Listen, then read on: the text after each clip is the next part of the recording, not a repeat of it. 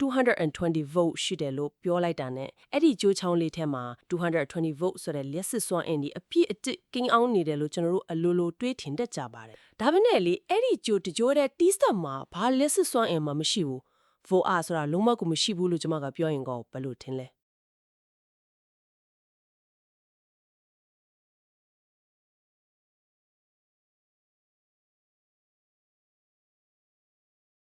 floating AC စနစ်နဲ့ grounded AC စနစ်တွေအကြောင်းကိုအသေးစိတ်ဖြေကြည့်ကြပါမယ်။ကျွန်တော်တို့နေ့စဉ်သုံးစွဲနေတဲ့ရှစ်စမီနောက်ွယ်ကမျက်စိနဲ့မမြင်ရတဲ့ရှုဝက်ချက်တီတိတ်တဆိတ်ပုံးကွယ်နေတဲ့အန်ဒရယ်တွေကိုစူးစမ်းရှာဖွေသွားကြမှာပါအရေးကြီးဆုံးနဲ့အခြေခံကြားဆုံးအချက်ကနေစားလိုက်ရအောင်ဘူအားတော့မဟုတ်ချက်စစ်ဆက်ကွင်းဆိုတာပါလေပေါ့အများစုကကြိုးတကြိုးထဲမှာဘူအားတွေစုပုံနေတယ်လို့ထင်ကြတယ်တကယ်တမ်းတိပန်နီးကြသဘောတရားရဘူအားဆိုတာ charge လို့ခေါ်တဲ့ရှက်စစ်တာမညီမျှမှုကြောင့်ဒါဖြစ်ပေါ်လာတဲ့ခြားနာချက်တတ်တာဖြစ်ပါတယ်စဉ်းစားကြည့်ပါကြိုးတကြိုးတဲ့တီးတန်းရှိနေချိန်မှာသူကဘာ charge မှမရှိပဲလုံးဝ neutral ဖြစ်နေပါဆိုလိုတာကအဲ့ဒီချိုးထဲမှာဘိုးအားဆိုတာလုံးဝမရှိဘူးပေါ့ negative charge အဖြစ်ရှိနေတဲ့အခြားချိုးတစ်ချိုးရောက်လာတာနဲ့တပြိုင်နက်အဲ့ဒီချိုးနှစ်ချောင်းကြားမှာတွန်းအားတစ်ခုလက်စစ်စစ်ကွင်းတစ်ခုဟာအလို့အလျောက်ဖြစ်ပေါ်လာပါတယ်နားလဲပြီအဲ့တော့ဘူအားဆိုတာအကျွမ်းမဲ့ပမာဏတစ်ခုအရာဝတ္ထုတစ်ခုမဟုတ်ပါဘူးအမှတ်နှစ်ခုသို့မဟုတ်အရာဝတ္ထုနှစ်ခုကြားကအပြန်လည်နှိုင်းယှဉ်ချက်တတ်တာဖြစ်ပါလေနေပါဦးဘွားဆိုတာအရာဝတ္ထုတစ်ခုမဟုတ်ပဲနိုင်ရှင်ချက်တက်တက်ပဲဆိုတဲ့စကားကနားထောင်လိုက်ရင်နည်းနည်းတော့စိတ်ကူးတဲ့ပုံဖော်ရခက်နေတယ်ဟုတ်တယ်နည်းနည်းစိတ်နေရတယ်ဒီတော့ကျွန်တော်တို့နေ့စဉ်မြင်တွေ့နေရတဲ့ PC တစ်ခုခုနဲ့ဥမာပေးပြီးစဉ်းစားခြင်းပိုကောင်းမယ်ထင်တယ်ဒီလိုလုပ်ကြည့်အောင်ကျွန်တော်တို့လက်ထဲမှာအရှိတန်းလက်မှတ်ရှိတဲ့ပေတံတစ်ချောင်းရှိတယ်လို့မြင်အောင်ကြည့်လိုက်ပါကောင်းပြီလေတန်းလက်မှတ်ပေတံပါကောင်းတဲ့ဥပမာပဲဆက်ပြောပါဦး Okay ပထမအခြေအနေနဲ့အဲ့ဒီပေတံကိုကျွန်တော်တို့ရပ်နေတဲ့အခန်းထဲကကျမ်းမြင့်ပေါ်မှာထောင်ထားလိုက်မယ်ဆိုပါစို့ကျမ်းမြင့်နဲ့ထိနေတဲ့အောက်ခြေဟာ0ဖြစ်သွားမယ်ကျမ်းမြင့်က0ပေါ့ဟုတ်တယ်အပေါ်ထိပ်ကတော့10ဖြစ်နေပါလိမ့်မယ်ဒါဆိုရင်အောက်ခြေနဲ့အပေါ်ထိပ်ကြားမှာ10လက်မှကွာနေတယ်အခုဒုတိယအခြေအနေပြောင်းကြည့်မယ်ဘယ်ကိုပြောင်းမလဲအဲ့ဒီပေတံကိုယူပြီးအမြင့်ပေ30,000ရှိတဲ့ကောင်းရင်ပေါ်ကလေးရင်ပြန်ပေါ်ကိုတက်သွားမယ်ဆိုပါစို့ဝါတော်တော်မြင့်သွားပြီမြေပြင်နဲ့ရှင်ကြည့်လိုက်မယ်ဆိုရင်တော့ပေတံရဲ့အောက်ခြေဟာအမြင့်ပေ3000မှာရှိနေပြီလေထိပ်ကတော့အမြင့်ပေ3000နဲ့10လက်မှတ်နေရာမှာရှိနေလိမ့်မယ်ဆိုလိုချင်တာကမြေကြီးနဲ့ရင်ရဲ့ဘလောက်ပဲမြင့်နေပေတံရဲ့အစနဲ့အဆုံးကြားရဲ့ကွာဟာချက်ကတော့တန်လမအတိုင်းပဲဆက်ရှိနေတာမဟုတ်လားအဲ့ဒီပေတံဥမာကအရက်စစ်တဘောတရားကိုအလွန်ရှင်းလင်းသွားစေပါတယ်ပထမအခြေအနေဖြစ်တဲ့ဂျမ်းမြေပေါ်မှာပေတံကိုထောင်ထားတာဟာ grounded စနစ်တနည်းအားဖြင့်မြေကြီးနဲ့တိုက်ရိုက်ချိတ်ဆက်ထားတဲ့စနစ်ရဲ့သဘောတရားပါဂျမ်းမြေမှာထောင်ထားတာက grounded ပေါ့ဟုတ်တယ်ဒုတိယအခြေအနေဖြစ်တဲ့လေယာဉ်ပေါ်ကိုတည်သွားတဲ့ပေတံကတော့ floating AC စနစ်လို့ခေါ်တဲ့မြေကြီးနဲ့အဆက်အသွယ်မရှိပဲလေထဲမှာဝဲနေတဲ့စနစ်ရဲ့သဘောတရားအတိအကျပါပဲဆိုတော့လေထဲမှာဝဲနေတာက floating ပေါ့တိကျပါတယ် generator dynamo transformer ကြီးတဲ့ကနေထွက်လာတဲ့ကျိုးနဲ့ချောင်းကြားမှာ220 volt ရှိတယ်ဆိုတာဟာအဲ့ဒီပေတံရဲ့အဆုံးတစ်ဖက်လိုပါ floating စနစ်မှာဆိုရင်အဲ့ဒီကျိုးနဲ့ချောင်းလုံးဟာမြေကြီးနဲ့ရှင်ဘလောက်အမြင့်မှာဝဲနေတယ်လဲဆိုတော့စနစ်ကြီးကလုံးဝဂရုမစိုက်ပါဘူးမြေကြီးကိုဂရုမစိုက်ဘူးပါဟုတ်တယ်ကျိုး A နဲ့ကျိုး B ကြားမှာ220 volt ဆိုတဲ့ခြားနာချက်ရှိနေဖို့ပဲလိုပါပဲစပီစီဒီကလည်းအဲ့ဒီကွာဟချက်ကိုပဲအာယုံစိုက်ပြီးပုံမှန်တိုင်းအလုပ်လုပ်နေကြမှာပါဒါပေမဲ့ဒီနေရာမှာကျွန်မခေါင်းထဲကိုမေးခွန်းတစ်ခုဝင်လာတယ်အကယ်၍ဒီ floating စနစ်ကြီးကမြေကြီးနဲ့ဘာအဆက်အသွယ်မှမရှိပဲလေထဲမှာဝင်းနေတယ်အချင်းချင်းပဲနိုင်ရှင်ဒီအလုတ်လုံနေတဲ့ဆိုပါစို့ကျွန်မကအရင်ဆက်စုချင်တော့ multimeter လို့ခေါ်တဲ့ volt အားတိုင်းတဲ့ဆက်လေးကိုယူလာမယ်ပြီးရင်စမ်းသက်တန်တစ်ဖက်ကိုအဲ့ဒီလေထဲမှာဝင်းနေတဲ့ဂျိုးတစ်ချောင်းမှာထောက်လိုက်မယ်ဟုတ်ပြီကျန်တဲ့စမ်းသက်တင်တစ်ဖက်ကိုကြောကျွန်တော်တို့အခြေချထားတဲ့မြေကြီးပေါ်ကိုထိုးဆိုင်လိုက်မယ်အဲ့ဒီလိုလေထဲကဂျိုးနဲ့မြေကြီးကိုယင်ပြီးတိုင်းကြည့်လိုက်ရင်အဲ့ဒီဆက်လေးမှာအမှန်တကယ် volt အားဘယ်လောက်များပြနေမလဲမြေကြီးနဲ့မချိတ်ထားဘူးဆိုတော့0 volt များပြနေမလားအဲ့ဒီမေကွန်က floating စတဲ့ရဲ့အနက်ရှိုင်းဆုံးရှုဝတ်ချက်ကိုဆွဲထုတ်လိုက်တာပါပဲအဖြေကတော့0 volt မဟုတ်ပါဘူးအတိအကျဘလားပြမလဲဆိုတာလေကြိုပြီးပြောလို့မရပါဘူးတကယ်ကြိုပြောလို့မရဘူးလားဟုတ်တယ်ဘာပြောလို့လဲဆိုတော့ stray capacitance လို့ခေါ်တဲ့မျက်စိနဲ့လုံးဝမမြင်ရတဲ့အစွမ်းအားရှိနေလို့ပါ stray capacitance လားအဲ့ဒါကဘလို့မျိုးလဲထူးဆန်းနေတယ်လို့ပဲဒီလိုတွေးကြည့်ပါလက်စစ်ကြိုးဒီဟာမြေကြီးနဲ့တိုက်ရိုက်မထီထားဘူးဆိုပေမဲ့ကျိုးနဲ့မြေကြီးကြားမှာလေထုရှိနေတယ်အဲ့ဒီလေထုကကျိုးတွေကလက်စစ်ဆက်ကွင်းကိုမြေကြီးစီကူးဆက်သွားအောင်တွဲဝိုင်းကိခွင့်ပြုပေးနေတယ်။အော်လေကနေသစင်သွားနေတာပေါ့ဟုတ်တယ်အဲ့ဒါကို capacitor အသေးစား လေးတွေလေးထဲမှာအများကြီးထွားချိတ်ထားတယ်လို့မြင်ယုံကြည်လို့ရတယ်အကယ်၍စက်ယုံကြည်တရောင်လုံးမှာရှိတဲ့ကျိုးတွေအားလုံးကမြေကြီးနဲ့အကွာဝေးအတီးကြတူနေနေမယ်လေထုဆိုထိုင်းဆာကလည်းနေရာတိုင်းမှာညီမျှနေမယ်ဆိုရင်တော့ကျိုးနှစ်ချောင်းလုံးဟာမြေကြီးနဲ့ရင်တိုင်းတဲ့အခါတစ်ဖက်ကို110 volt စီခွဲပြီးပြနေပါလိမ့်မယ် နှစ်ခုပေါင်းရင်220 volt ပေါ့ မှန်ပါတယ်ဒါပေမဲ့လက်တွေ့ကဘာကြီးမှာအဲ့ဒီလိုပြည့်ပြည့်စုံတဲ့ချင်းနီဆိုတာမရှိနိုင်ပါဘူးကျိုးတကြိုးကစက်ရတန်ကိုရနဲ့နည်းနည်းလေးပုံနီးသွားရင်ပဲဖြစ်ဖြစ်ကြက်ကြိုက်ထားလို့အကာအကွယ်လေးနည်းနည်းပါပါရင်ပဲဖြစ်ဖြစ်အဲ့ဒီ volt အားတွေကချက်ချင်းချိန်ခွင့်ချပြတ်သွားပါတယ် ဝါနည်းနည်းလေးပြောင်းလဲသွားတာနဲ့ကိုချက်ချင်းထိတာသွားတာတော့နော် ဟုတ်တယ်ကျိုး A က150 volt ဖြစ်သွားတယ်ကျိုး B က70 volt ဖြစ်သွားနိုင်တယ်လို့ကျိုး A က180 volt နဲ့ကျိုး B က40 volt ဆိုပြီးတော့လည်းဖြစ်သွားနိုင်ပါတယ် အာဟိုဘဒီပါယင်းသွားတာပေါ့ တဘောဘာကြောင့်စူးမှချမထားတဲ့အတွက်ဒီ volt အားတွေဟာမြေကြီးနဲ့ရှင်းနဲ့လွင့်ကျင်တယ်လို့လွင့်ပြီးအမြဲတမ်းတက်လိုက်ကြလိုက်ဖြစ်နေပါတယ် နေပေါင်းဒီလိုလွင့်ကျင်တယ်လို့လွင့်နေတယ်ဆိုရင်ပြဿနာမရှိဘူးလား ဒါကအရေးကြီးတဲ့မေခွန်းတစ်ခုကိုပေါ်ထွက်လာစေတယ်လေ ဟုတ်တယ်ဥပမာလေးစက်ယုံရေးတယုံမှာအဲ့ဒီ floating system ကိုသုံးထားတယ်အဲ့ဒီအချိန်မှာဂျိုးတကြိုးကဟောင်းလွှမ်းပြီးအကာအကွယ်ပေါက်ပြဲထွားတယ်ပြီးတော့အဲ့ဒီဂျိုးဖျဲကစက်ရဲ့တန်ကိုထဲကကျစင်မြေကြီးနဲ့တိုက်ရိုက်သွားထိမိလွားလေဆိုပါစို့ ဆက်ပြောပါအောင် အဲ့ဒီလိုမြေကြီးနဲ့တိုက်ရိုက်ထိသွားပြီဆိုရင်တော့ shock ထစ်ပြီးမီးပွားလေးပွင့်ထွက် breaker တွေပြုတ်ကျပြီးစက်ကြီးရက်သွားမှာပဲမဟုတ်လား အဲ့ဒါကလူတိုင်းထင်နေတဲ့အမှားပါပဲအဲ့လိုဂျိုးတကျိုးမြေကြီးနဲ့သွားထိတာကို engineer တွေက fast fault သို့မဟုတ်ပထမဆုံးအမှားယွင်းလို့ခေါ်ပါတယ်အန်တော်စရာကောက်တာကဘာမှဖြစ်မသွားပါဘူးပေါက်ကွဲမသွားသလို breaker လည်းလုံးဝပြုတ်ချမှာမဟုတ်ပါဘူး ဘလို့ဖြစ်လို့လဲကျိုးကမြေကြီးကိုဓာတ်ရိုက်ထိသွားတာတော့ breaker ကဘာလို့မကြတာလဲ ဘာဖြစ်လို့လဲဆိုတော့မြေကြီးနဲ့ချိန်မထားတဲ့ floating စနစ်ဖြစ်တဲ့အတွက်ဂျိုးတကြိုးတဲ့မြေကြီးနဲ့သွားထိုံနဲ့လက်စစ်ပလန့်အပြည့်ဖြစ်တဲ့ closed loop မဖြစ်ပေါ်လို့ပါ အော်စဝိုင်းပြလမ်းကြောင်းမရှိဘူးပေါ့ ဟုတ်ပါတယ်စဝိုင်းပြလမ်းကြောင်းမရှိရင် current တွေအလုံးရမ်းနဲ့စီးဆင်းမသွားပါဘူးအဲ့ဒီအတွက် breaker ကိုဖြတ်ချဖို့အင်အားမလုံလောက်ပါဘူး ဒါဆိုစက်ဒီကကောရမသွားဘူးလား စေယုံလဲကဆက်တီကလည်းနှစ်ချောင်းကြားကကွာကျ220 volt ရှိနေသေးတဲ့အတွက်ဘာမှမဖြစ်သလိုပုံမှန်တိုင်းဆက်လက်အလုပ်လုပ်နေပါလိမ့်မယ်ဒါမဲ့ဒါဟာ floating စနစ်ရဲ့အကြောက်ရောင်ဆုံးတိတ်တဆိတ်အန်ဒီပေးခြင်းပါပဲ ဘလို့တိတ်တဆိတ်အန်ဒီပြေးတာလဲ မြေကြီးနဲ့သွားထိမိတဲ့ဂျိုး A ဟာချက်ချင်းဆိုသလိုမြေကြီးရဲ့ဗိုလ်အားအတိုင်း0 volt ကိုရောက်သွားပါတယ်အဲ့ဒီခါဘာဖြစ်သွားလဲဆိုတော့ကြံနေနေဂျိုး B ဟာအရင်က110 volt လောက်ပဲရှိရနေမြေကြီးနဲ့ရှင်ရင်220 volt အပြည့်ဖြစ်သွားပါတော့လေ ဝါချက်ချင်းကြီးတက်သွားတာပေါ့ ဟုတ်တယ်ပြဿနာက breaker မချတဲ့အတွက်လူတွေကဘာပြဿနာမှမရှိဘူးလို့ထင်နေကြတာပါအဲ့ဒီအချိန်မှာအလုသမားတယောက်ကများကြံနေတဲ့ဂျိုး B ကိုဘာမှမထစ်ဘူးထင်ပြီးမတော်တဆသွားကင်မိရတော့220 volt ရဲ့တွန်းအားနဲ့ချစ်တက်လိုက်ပြီးအသက်အန္တရာယ်ကြုံရပါတော့မယ် ဝါတကယ်ကိုချောချစရာကောင်းတဲ့အခြေအနေပဲအန်ဒီယကြီးတစ်ခုလုံးပုံကွယ်နေတာကိုစက်ကလည်းပုံမှန်လုံးနေတယ်မီးလည်းမပြတ်ဘူး ဟုတ်တယ်လုံးဝပုံမှန်မဲလို့ထင်ရတာ တပည့်မြက်ကျိုးတစ်ချောင်းကတော့တေမင်းတမန်ထောင်ချောက်ကြီးချနေပြီဒါကကျိုးကမြေကြီးကိုအသေးထိနေတဲ့ခြေနေပေါ့ဒါပေမဲ့လက်တွေ့စက်ယုံတွေမှာကစက်တွေကအမြဲတမ်းတုံခါနေတာလေ မှန်ပါတယ်အမြဲတမ်းလှုပ်ရှားနေတာပေါ့ အကယ်၍အကာအကွယ်ပုတ်ပြဲနေတဲ့ကျိုးတကျိုးကစက်ရဲ့တုံခါမှုကြောင့်ပဲဖြစ်ဖြစ်လေတိုက်လို့ပဲဖြစ်ဖြစ်မြေကြီးကိုထိလိုက်ခွာလိုက်ဖြစ်နေတယ်မတည်ငြိမ်တဲ့အခြေအနေမျိုးဆိုရင်ကို အဲ့ဒါကပူဆိုးတဲ့အခြေအနေပဲ ဟိုလေတန်ချီတက်နေတဲ့နေရာတစ်ခုကိုဝိုင်ယာကျိုးထိလိုက်ခွာလိုက်ဖြစ်နေတဲ့အခါဖြစ်ခနဲမက်ဆီကျင်းလောက်အောင်မီးပွားတယ်ပွေလာတာမျိုးကျွန်တော်မြင်ဘူးကြတယ်အဲ့လိုအခြေအနေမျိုးဆိုရင်ကိုစနစ်ကြီးအပေါ်ဘလို့တက်ရောက်မှုရှိနိုင်မလဲ အဲ့ဒါကခုနပြောတဲ့တိတ်တဆိတ်အန်ရဲ့ထပ်အဆောင်ပေါင်းများစွာပို့ပြီးဆိုးရွာပါတယ်အဲ့ဒီလိုတုံခါမှုကြောင့်ထိလိုက်ခွာလိုက်ဖြစ်ပြီးမီးပွားပွင့်နေတာကို arcing ground လို့ခေါ်ပါတယ် arcing ground ပေါ့ ဟုတ်တယ်ခုနကကျွန်တော်တို့ဆွေးနွေးရတဲ့မျက်စိနဲ့မမြင်ရတဲ့ stray capacitance ဆိုတဲ့လေထဲက capacitor လေးတွေကိုမှတ်မိနေမလား မမိတယ်လေလေထဲမှာရှိနေဆွမ်းရတယ် ကျိုးက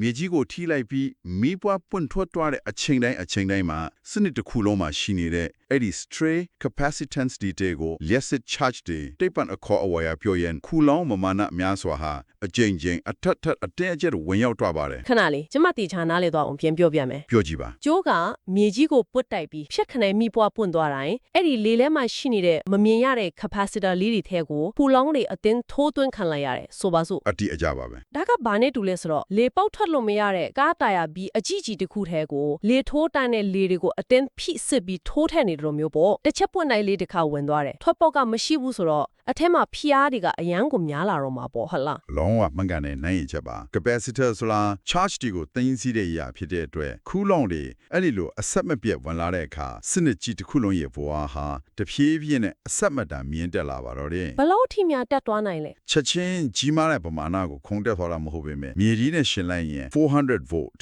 အဲ့ဒီကနေ600 volt စသဖြင့်ဒီပြေးပြေးဆက်တိုက်မြင့်တက်လာပါတယ် ဝါများလာပြီနော် ဟုတ်တယ်တခါတရံမှာဆိုရင်အင်မတန်တိုးတောင်းတဲ့စက္ကန့်ပိုင်းလေးအတွင်းမှာတင်ကီလိုဗို့လို့ခေါ်တဲ့ထောင်ကနန်းရှိတဲ့ဘဝတွေအထိရုတ်တရက်ခုံတက်သွားနိုင်ပါတယ်ဒါကို engineer တွေက transient over voltage လို့ခေါ်ပါတယ် ကီလိုဗို့အထိတောင်ရောက်သွားတယ် ဟုတ်ပါတယ် 220 volt လောက်နဲ့အလုံးလုံးနေတဲ့စနစ်မှာထောင်ကနန်းဖို့အားတွေဖြစ်သွားရင်စက်တွေပါဖြစ်ကုန်မလဲ စက်တီကပုံမှန်အလုပ်လုပ်နေတော့ပါပဲ ဟေးစက်တွေကအလုံးလုံးနေတော့ပါလား ဟုတ်တယ်ဒါမဲ့ကျိုးနဲ့စက်ကိုတဲ့ကြားမှာတမို့ကျိုးနဲ့မြေကြီးကြားမှာတော့ကီလိုဗို့အထိဘိုးအားတွေမြင့်တက်ပြီးဖိအားတွေအများများနေပါပြီအဲ့ဒီလိုရက်စစ်တွန်းအားတွေအလွန်အမြင့်ပြင်းထန်လာတဲ့အခါစပင်းစီတွေရဲ့အတွင်းပိုင်း board တွေပေါ်မှာကာကွယ်ထားတဲ့အကာအကွယ်တွေဟာအဲ့ဒီဖိအားတံကိုမခံနိုင်တော့ပဲဖောက်ထွက်တော့ပါတယ် အကာအကွယ်တွေပေါက်ထွက်ကုန်တာပေါ့ ဟုတ်ပါတယ်ဒါကို insulation breakdown လို့ခေါ်ပါတယ်အကာအကွယ်တွေပေါက်ပြဲသွားတဲ့နဲ့တက်ပြိုင်တဲ့အတွင်းက circuit တွေ component တွေအကုန်လုံး short ဖိပြီးလောင်ကျွမ်းတော့ပါတယ်နောက်ဆုံးမှာတော့ကြီးမားတဲ့မီးဘေးအန္တရာယ်တွေဖြစ်လာနိုင်ပါတယ် တကယ်ကြောက်စရာကောင်းတာပဲ ဒါ floating စနစ်မှာ arcing ground ကြောင့်ဖြစ်လာတဲ့အဆိုးရွားဆုံးအကျိုးဆက်ပါပဲ တကယ်ကိုထိတ်လန့်စရာပဲမျက်စိနဲ့မမြင်ရတဲ့တွန်းအားတွေကတပြေးပြေးစုပုံလာပြီးနောက်ဆုံးမှာအားကုန်ပောက်ကွဲထွက်သွားတာမျိုးပေါ့ မှန်လာတယ် ဒါဆိုရင်ဒီလောက်ကြောက်စရာကောင်းတဲ့ဘူအားလွန်းတက်မှုနေပြီးတော့ခုနပြောတဲ့တိတ်တဆိတ်အန်တယ်ပေးနေတဲ့ phosphate တနာတွေကိုတိတ်ပံပညာရှင်တွေကဘယ်လိုနည်းလမ်းသုံးပြီးထိန်းချုပ်ဖြည့်ရှင်းခဲ့ကြသလဲ အဲ့ဒီဖြစ်ရှင်ကြီးကတော်တော်လေးကိုစိတ်ဝင်စားစရာကောင်းတယ် စဉ်းစားကြည့်ရင်ဒါကလေပြင်းမုန်တိုင်းမြစ်မှာကျိုးပြက်ပြီးလွင့်ချင်တိုင်းလွင့်နေတဲ့အေယာမမိုးပြန့်ပူဖောင်းကြီးတစ်ခုနဲ့တူနေတယ်အဲ့ဒီပူဖောင်းကြီးဘယ်ကိုလွင့်သွားမလဲဘယ်ချိန်မှပောက်ကွဲမလဲဘယ်လို့မှမခံမနိုင်ဘူးအဲ့တော့အဖြေကရှင်းရှင်းလေးပဲမဟုတ်လားအဲ့ဒီပူဖောင်းကြီးကိုခိုင်ခံတဲ့ကြိုးတစ်ချောင်းနဲ့ချီပြီးမြေကြီးမှာအေယာမကြောက်စုကြီးချကအသေးချီနှောင်လိုက်ဖို့ပဲသိပ္ပံပညာရှင်နဲ့တုံးခဲ့တဲ့ဖြေရှင်တွေကလည်းဒီလိုကြောက်စုချခြင်းသဘောတရားမျိုးပဲမဟုတ်လား မှန်ပါတယ်အဲ့ဒီလွင့်ချင်တိုင်းလွင့်နေတဲ့မတည်ငြိမ်မှုတွေကိုအဆုံးသတ်ဖို့အတွက်တိပံပညာရှင်တွေကဖြည့်ရှင်းတဲ့တစ်ခုကိုတီထွင်ခဲ့ကြတယ် ဘယ်လိုလုပ်လိုက်လဲ အဲ့ဒါကတော့ transformer diamond pole generator ကနေထွက်လာတဲ့ကျူးနှချောင်းထက်ကတစ်ချောင်းကိုယူပြီးမြေကြီးနဲ့တမန်တက်ကသွားပြီးတိုက်ရိုက်ချိတ်ဆက်လိုက်တာပါပဲဒါဟာခုနကပြောတဲ့မိုးပြန်ပူဖောင်းကိုမြေကြီးမှာကြောက်ဆူးချလိုက်တဲ့သဘောပါပဲ ဟောတမင်ကိုမြေရှိနဲ့သွားချိလိုက်တာဗော ဟုတ်တယ်အဲ့ဒီလိုမြေကြီးနဲ့တမန်ချိတ်ဆက်လိုက်တဲ့ကျူးကိုကျွန်တော်တို့က neutral လို့အမည်သတ်မှတ်လိုက်ပါတယ်ကျန်တဲ့ကျူးတစ်ချောင်းကိုတော့ live ကျူးလို့ခေါ်ပါတယ် နေပေါင်းကျွန်မနေနဲ့ရောသားပြီစိုးစောကပိုင်းမှာဆွေးနွေးခဲ့တုန်းကဂျိုးတကြိုးမြေကြီးကိုသွားချိရင်ပြဿနာတက်နိုင်တယ်လို့ပြောခဲ့တယ်မို့လားအခုကျတော့သွိပံပညာရှင်တွေကိုယ်တိုင်ကဓာတ်အားထွက်နေတဲ့ဂျိုးတကြိုးကိုမြေကြီးနဲ့တမင်တကာသွားချိမလိုက်တယ်ဆိုတော့ဒါကအေယာမ short circuit ကြီးဖြစ်ပြီး transformer ကြီးပောက်ကွဲမသွားဘူးလားဘာလို့အဲ့ဒီလိုတမင်လွတ်ရတာလဲ အလွန်ကောင်းတဲ့မိခုံးပါမြေကြီးကိုသွားချိတ်တာက short circuit ထိသွားတာမဟုတ်ပါဘူးဒီဟာကိုပိုကျေပြန့်တဲ့ရှူထောင်ကနေချိတ်ဆက်ကြည့်ဖို့လိုပါမယ် ရှင်းပြပါဦး ကျွန်တော်တို့နေထိုင်နေတဲ့ကဘာမြေကြီးဟာလက်စစ်သဘောတရားအရာပြောရရင် electron တွေကိုဘယ်လောက်ပဲထဲ့ဘယ်လောက်ပဲစုပ်ယူဘယ်တော့အခါမှပြည့်လျံသွားခြင်းမရှိတဲ့အဆုံးစမဲ့အေရာမသမုဒ္ဒရာကြီးတစ်ခုနဲ့တူပါတယ် ရေတစက်ထဲ့လိုက်လို့သမုဒ္ဒရာကြီးပြည့်လျံမသွားတယ်လို့ကော အဒီကြပဲအဲ့ဒီအတွက်မြေကြီးရဲ့ဖိအားသို့မဟုတ်ဖုံအားဟာအများတန်း0 volt မှာပဲခိုင်မာတည်ရှိနေတာပါ transformer ရဲ့ကြိုးတစ်ချောင်းကိုအဲ့ဒီမြေကြီးဆိုတဲ့0 volt သမုဒ္ဒရာကြီးနဲ့ချိတ်ဆက်လိုက်တဲ့အခါအဲ့ဒီကြိုးဟာအလိုလျောက်0 volt အဖြစ်အသေးအတည်ငြိမ်သွားတာပါ အော်ကျိုးက0 volt ဖြစ်သွားတာပေါ့ ဟုတ်တယ်အဲ့ဒီခါကျန်တဲ့ live ကြိုးကလည်း0ကိုအခြေခံပြီး220 volt မှာအသေးချာတည်ငြိမ်သွားပါတော့တယ်အရင်လို150 volt နဲ့70 volt ဖြစ်နေတာမျိုးဒါမှမဟုတ် arcing ground ကြောင့် kilo volt အထိရုတ်တရက်ထောင်းတက်သွားတာမျိုးလေးလုံးဝမဖြစ်နိုင်တော့ပါဘူး ဒါဆို volt အားတွေထပ်ပြီးမလွင့်တော့ဘူးပေါ့ ဟုတ်ပါတယ်စနစ်ကြီးထက်မှာဘလောက်ပဲ charge တွေစုလာပုံညာလာသမျှကူလောင်းပမာဏတွေအားလုံးဟာမြေကြီးထဲကိုချက်ချင်းစီးဝင်သွားလို့ပါနောက်ထပ်အကြီးမားဆုံးကြိုးကျေးစုကတော့ fault ထတဲ့အခါချက်ချင်းတည်နိုင်တာပါပဲ အော်သဘောပေါက်ပြီ ground ချထားရဲ့တဲ့လမ်းကြောင်းပွင့်သွားတာပေါ့ ဘလို့နားလဲလိုက်လဲပြောပြပါအောင် အကယ်၍များအခုလို grounded စနစ်မှာ light ကြိုးကဆက်ရတန်ကိုယ်တွေကိုမတော်တဆထိမိသွားတာနဲ့တပြိုင်နက်တန်ကိုယ်တွေကနေတဆင့်မြေကြီးထဲကိုလက်စစ်တွေအလွန်အရင်းတစီးဆင်းသွားမယ်မြေကြီးကနေတဆင့်ခရက်ကချေထားတဲ့ neutral ကြိုးစီကိုပြန်ရောက်သွားပြီး era မရက်စစ်ပတ်လန်းကြီးဖြစ်သွားမယ်အဲ့ဒီအခါ current တွေအများများသွားတဲ့အတက်လုံခြုံရေး breaker ကချက်ချင်းဖြတ်ချလိုက်တော့မှာပေါ့ အတိအကျပါပဲ floating တုံးကလို့တိတ်တဆိတ်အန်ဒီပေးနေတာမျိုးမရှိတော့ပဲပြဿနာတစ်ခုခုရှိတာနဲ့ချက်ချင်းပြီးမီးဖြတ်ပေးလိုက်တဲ့သဘောပေါ့ ဟုတ်ပါတယ်တိကျပါတယ်စနစ်ကြီးတစ်ခုလုံးတည်ငြိမ်သွားပြီဖြစ်တဲ့အတွက်စက်ပစ္စည်းတွေလောင်ကျွမ်းမဲ့အန်ဒီယာကနေ လုံးဝကင်းဝေးသွားပါပဲ ဒါဆိုရင်ပြည့်စုံသွားပြီပေါ့စပစ္စည်းတွေလည်းလုံခြုံသွားပြီလွန်ချင်တိုင်းလွတ်နေတဲ့ VR တွေလည်းတည်ငြိမ်သွားပြီပြဿနာအလုံးအပိတိုင်ပြေးလဲသွားပြီလို့ဆိုနိုင်ပြီမဟုတ်လားဒါပေမဲ့ကျွန်မစဉ်းစားမိတာတစ်ခုရှိတယ်ဒီလိုကြောက်ဆူးချလိုက်တဲ့လောက်ရက်ကစပစ္စည်းတွေကိုကာကွယ်ဖို့အတွက်ကောင်းဆုံးဖြစ်သွားပြီမဲ့အခြားမမျောလင့်ထားတဲ့အချိုးအကွေ့တစ်ခုရှိနိုင်သလားကျွန်တော်တို့လူသားတွေအတွက်ကြီးမားတဲ့အန်ဒီရဲ့အသစ်တစ်ခုကိုများမတော်ရဆက်ဖန်တီးလိုက်တယ်လို့ဖြစ်မနေဘူးလား အဲ့ဒါကဒီဆွေးနွေးမှုရဲ့အရေးကြီးဆုံးနဲ့6ချဆရာအကောင်းဆုံးအပိုင်းပါပဲ တကယ်လားဘာဖြစ်လို့လဲ စနစ်ကိုမြေကြီးနဲ့ချိတ်ဆက်လိုက်ခြင်းတနည်းအားဖြင့် ground ချလိုက်ခြင်းဟာစက်ပစ္စည်းတွေမလောင်ကျွမ်းအောင်နဲ့ VR တွေမလွင့်တတ်အောင်အကောင်းဆုံးကာကွယ်ပေးနိုင်လိုက်ပါတယ်ဒါပေမဲ့လူသားတွေအတွက်တော့တက်လိုက်ခြင်းဆိုတဲ့သိရရှင်ရဲ့အန်ဒီရဲ့တစ်ခုကိုတက်ရိုက်ဖန်တီးပေးလိုက်တယ်လို့ဖြစ်သွားပါတယ် ဘာဖြစ်လို့လဲအရင်9000ပိုအန်ဒီရဲ့များသွားတာလား ဒီလိုစဉ်းစားကြည့်ပါလူတယောက်ဟာခြေပလားနဲ့မြေကြီးပေါ်မှာရက်နေတယ်ဆိုပါစို့ မြေကြီးပေါ်ရက်နေလေပေါ့ အဲ့မှာသူ့ရဲ့ခြေရုပ်တွေဟာမြေကြီးကတစ်ဆင့်ခုနကကျွန်တော်ကြောက်ဆူးထားတဲ့ transformer ရဲ့ neutral ဂျိုဒနီယာဖင်0 volt ချိတဲ့နေရာနဲ့အလိုလိုသွားပြီးချိတ်ဆက်နေလျက်သားဖြစ်နေပါပြီ ကိုရိုင်းကမြေကြီးနဲ့ထိနေတာ哦 ဟုတ်တယ်မြေကြီးပေါ်ရက်နေတဲ့လူတိုင်းဟာစိတ်နှကြီးရဲ့အစိတ်ပိုင်းတစ်ခုဖြစ်နေပါပြီအကယ်အင်းဒီချိန်မှာအဲ့ဒီလူက220 volt အဖြစ်ရှိနေတဲ့ live ဂျိုကိုမတော်တဆသွားပြီးကင်တွယ်မိလိုက်မယ်ဆိုရင်ဘာဖြစ်သွားမလဲမြင်မာတဲ့220 volt ဖီအားရှိတဲ့နေရာနဲ့နေပါတဲ့0 volt ရှိတဲ့နေရာစီကို electronic ချက်ချင်းအလုံးအရင်နဲ့ပြေးဝင်ပါတော့တယ် တွေးကြည့်ရတဲ့ရင်ကြက်တီးထဆရာပဲ electronic က live ကြိုးတွေကနေလူရဲ့လက်ကိုဖြတ်ဝင်လာမယ် ဟုတ်တယ် အာယုံကြောတွေငလုံးသွေးကြောတွေကိုဖြတ်တန်းပြီးခန္ဓာကိုယ်အနှံ့ကိုစီးဆင်းသွားမယ်အဲ့ဒီနောက်ခြေထောက်ကနေဆင့်မြေကြီးရဲ့ကိုဝင်ရောက်သွားပြီးမြေကြီးထက်ကနေဆင့် transformer ရဲ့ neutron ဂျိုးစီကိုအမြန်ဆုံးပြေးဝင်သွားပါတော့မယ်ဒါဆိုရင်အေယာမလစ်စစ်ပလန်ကြုံကြီးတစ်ခုလုံးကလူရဲ့ခန္ဓာကိုယ်ကိုဖြတ်သွားတာပေါ့ဒါဆို transformer ကြီးကကျမကိုလစ်စစ်စွမ်းရင်လိုအပ်နေတဲ့မိဖူတို့ရင်နွေးဦးတို့လိုလစ်စစ်ပစ္စည်းတစ်ခုလို့ထင်သွားတာလား one ness ရာကောင်းမယ်မဲ့အဲ့ဒီလိုပါပဲ transformer ကြီးကသူ့ရှေ့မှာရှိနေတာအသက်ရှင်နေတဲ့လူရဲ့ခန္ဓာကိုယ်ဆိုတာကိုမသိပါဘူးသူ့အတွက်ကလစ်စစ်ဖြည့်ဆည်းလို့ရတဲ့လမ်းကြောင်းပေါ်လာတဲ့အတွက်လူကိုစက်ပစ္စည်းတစ်ခုတော့မဟုတ်လွတ်တစ်ခုအနေနဲ့သာအထစ်မှာမားသွားပါပဲ တကယ်ကိုအန်ဒီရဲ့ကြီးတာပဲ ဒါကြောင့်220 volt ရဲ့ပြင်းထန်တဲ့တွန်းအားနဲ့ current ဒီကိုလူရဲ့ခန္ဓာကိုယ်ရဲ့အတဲချက်ဖြည့်ဆည်းခိုင်းပါတော့တယ်ဒါက ground စနစ်ရဲ့လုံးဝရှောင်လွှဲလို့မရတဲ့အကြောင်းအဆုံးနဲ့အသက်အန္တရာယ်ပေးနိုင်ဆုံးအားနည်းချက်ပါပဲစက်ပစ္စည်းတွေကိုကာကွယ်ဖို့မြေကြီးနဲ့ချိတ်လိုက်တာကလူတွေကိုတတ်လိုက်ဖို့အတွက်လမ်းကြောင်းဖွင့်ပေးလိုက်တယ်လို့ဖြစ်သွားတာပါပဲ အခုမှပဲအရာအလုံးကဆက်ဆက်သွားတော့တယ်ကျွန်တော်တို့နေ့စဉ်ဘဝမှာအင်ကြီးရလူကြီးတွေက